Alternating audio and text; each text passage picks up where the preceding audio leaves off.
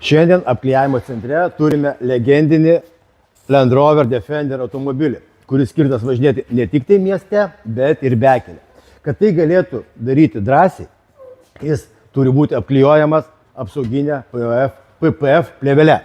Šiam tikslui mes naudojame GSWF plėvelę Platinum serijos, kuri yra labai populiarėjanti Lietuvoje ir turi puikias charakteristikas tinkančias šiam tikslui pasiekti. Apsaugoti automobilio dažus nuo įvairių įbrėžimų, įvairių akmenukų ir kitų negandų, kurios gali pažeisti automobilio dažus.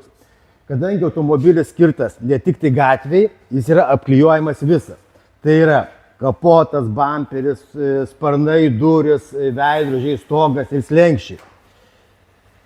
Tai yra maksimali galima apsauga ir šitas automobilis bus pilnai apsaugotas tiek miestui, tiek bekeliai, tiek žvyrkeliui, tiek kitom ekstremaliom sąlygom, kuriuose jisai gali būti eksploatuojamas.